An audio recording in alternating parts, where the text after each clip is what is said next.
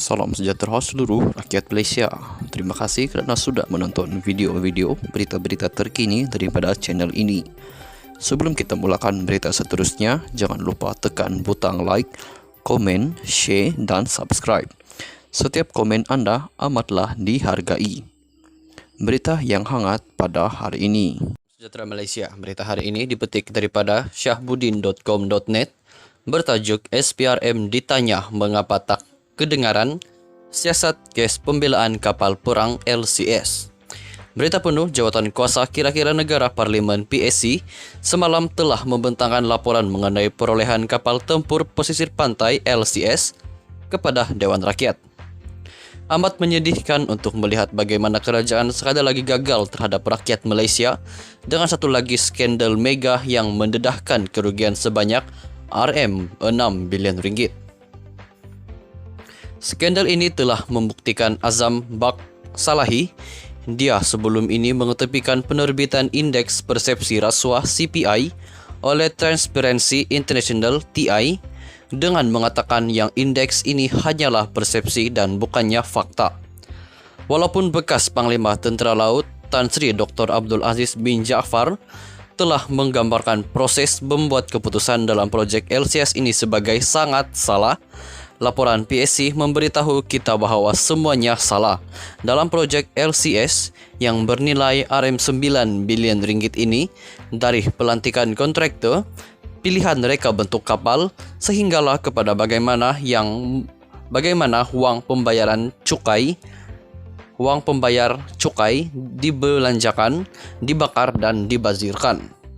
Ahmad Zahid Hamidi, Menteri Pertahanan ketika itu, telah memilih untuk berdiam diri dalam 24 jam yang lepas walaupun dia dinamakan dalam laporan PSC ini atas keputusannya untuk memilih reka bentuk Gowin dari French Naval Group untuk kapal LCS bertentangan hasrat pihak tentera laut sebagai pengguna yang mahu reka bentuk Sigma dari pihak Belanda. Zahid perlu menjelaskan kepada seluruh negara mengapa dia membuat keputusan sebegini yang memberikan kelebihan kepada kontraktor tersebut. Perkara ini adalah isu yang melibatkan keselamatan negara dan pihak tentera laut yang akan perlu berperang menggunakan LCS ini. Apakah perkara yang telah mendorong Zahid untuk mengabaikan surat bantahan yang dihantarkan oleh Dr. Abdul Aziz Jaafar yang telah menjejaskan kepentingan pihak tentera laut dan negara? Ini adalah kes di mana Menteri Pertahanan bersalah mengabaikan kepentingan pertahanan negara. Lebih banyak keraguan timbul apabila kita menyadari yang pengeluar Gowin adalah pembekal yang sama yang membekalkan kapal selama Scorpini yang terkenal sebelum ini. Bekas timbalan Menteri Pertahanan Liu Chin Tong pada tahun 2020 telah menggesa kerajaan untuk menyiasat RM1 bilion ringgit yang hilang yang berkaitan dengan projek LCS. Kita tidak melihat apa-apa penyiasatan diumumkan oleh kerajaan maupun apa-apa tindakan yang diambil SPRM sejak dari gesaan ini. Laporan PSC ini mungkin telah memberikan sedikit petunjuk kepada SPRM sekiranya SPRM tidak tahu mengenai wang yang hilang ini. Amat mengejutkan apabila laporan PSC mendedahkan bukan hanya RM1 bilion yang telah hilang tetapi sebanyak RM1,4 bilion ringgit telah hilang. Sejumlah RM400 juta ringgit telah digunakan oleh kontraktor untuk membayar hutang lamanya. RM305 juta ringgit digunakan untuk membina sebuah pusat di Cyberjaya yang agak tidak berkaitan dengan pembinaan kapal, dan RM700 juta ringgit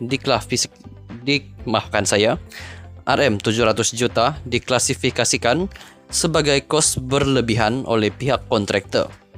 Kini tanggungjawabnya terletak kepada SPRM untuk menyiasat setiap aspek perbelanjaan dan memberitahu rakyat sama ada wang ini telah disedut keluar dan siapa yang telah menerima manfaat darinya. Bolehkah Ketua Pesuruhjaya SPRM Azam Baki memberitahu rakyat Malaysia apa yang sedang dilakukan SPRM mengenai laporan PSC ini dan juga menjelaskan mengapa badan tersebut tidak bertindak awal lagi. Sekian saja berita untuk hari ini. Kita jumpa lagi di video yang seterusnya. Stay safe, stay healthy, bye-bye. Sejahtera Malaysia. Berita hari ini dipetik daripada syahbudin.com.net bertajuk SPRM ditanya mengapa tak kedengaran siasat kes pembelaan kapal perang LCS. Berita penuh jawatan kuasa kira-kira negara Parlimen PSC semalam telah membentangkan laporan mengenai perolehan kapal tempur pesisir pantai LCS kepada Dewan Rakyat. Amat menyedihkan untuk melihat bagaimana kerajaan sekadar lagi gagal terhadap rakyat Malaysia dengan satu lagi skandal mega yang mendedahkan kerugian sebanyak RM6 bilion ringgit. Skandal ini telah membuktikan Azam Bak Salahi. Dia sebelum ini mengetepikan penerbitan Indeks Persepsi Rasuah CPI oleh Transparency International TI dengan mengatakan yang indeks ini hanyalah persepsi dan bukannya fakta.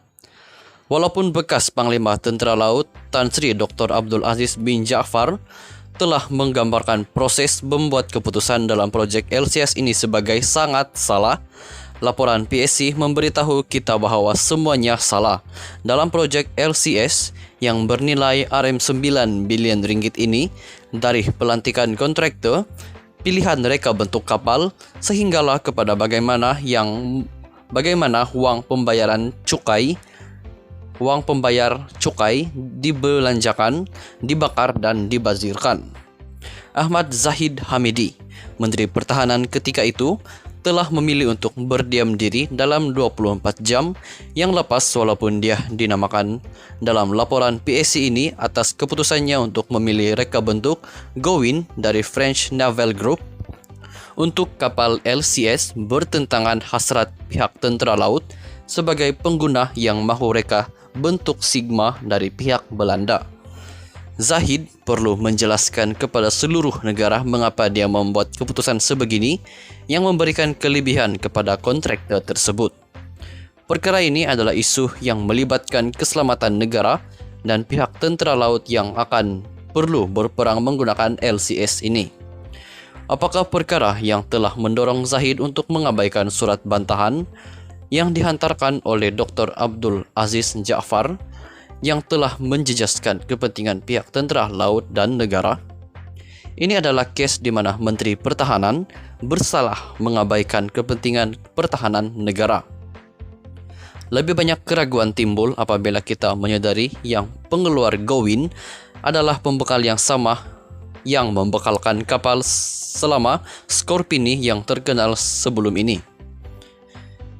Bekas timbalan Menteri Pertahanan Liu Chin Tong pada tahun 2020 telah menggesa kerajaan untuk menyiasat RM1 bilion ringgit yang hilang yang berkaitan dengan projek LCS. Kita tidak melihat apa-apa penyiasatan diumumkan oleh kerajaan maupun apa-apa tindakan yang diambil SPRM sejak dari gesaan ini. Laporan PSC ini mungkin telah memberikan sedikit petunjuk kepada SPRM sekiranya SPRM tidak tahu mengenai wang yang hilang ini.